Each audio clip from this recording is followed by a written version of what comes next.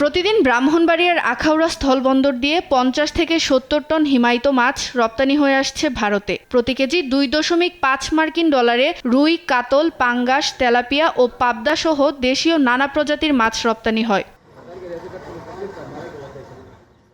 এতদিন মৎস্য বিভাগের ম্যানুয়াল সনদেই চলত রপ্তানি। গেল ১৩ নভেম্বর সনদটি অনলাইন করার নির্দেশনা দেয় জাতীয় রাজস্ব বোর্ড NBR। তবে মৎস্য অধিদপ্তর এখনও সনদ অনলাইন না করায় বৃহস্পতিবার থেকে বিল এন্ট্রি করতে পারছেন না রপ্তানিকারকরা।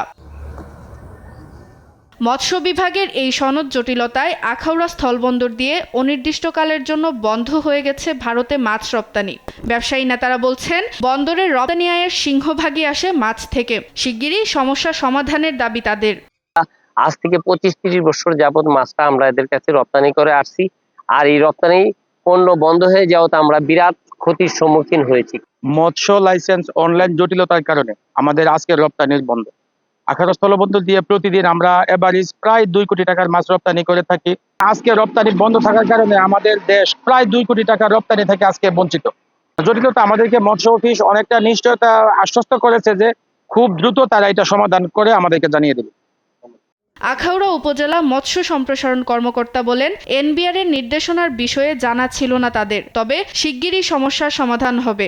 অনলাইনে করার জন্য আমাদের বাংলাদেশ সিঙ্গেল উইন্ডো একটা ওয়েবসাইট আছে, এখানে রেজিস্ট্রেশন করতে হবে, ইউজার আইডি পাসওয়ার্ড আমাদের যেমন করতে হবে, ব্যবসায়ীদের ঠিক একইভাবে করতে হবে। তো আমরা অলরেডি আবেদন করছি গতকালকে, আজকে আমাদের ইউজার আইডি পাসওয়ার্ড আমরা পেয়ে গেছি।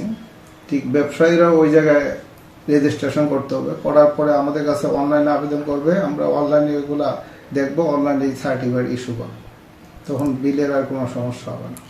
ব্যবসায়ীরা বলছেন, জটিলতা না কাটলে প্রতিদিন কমবে অন্তত ১.৫ কোটি টাকার রপ্তানি আয়। সুপ্রিয়া তৃষা, নিউজ ডেস্ক, দেশ টিভি।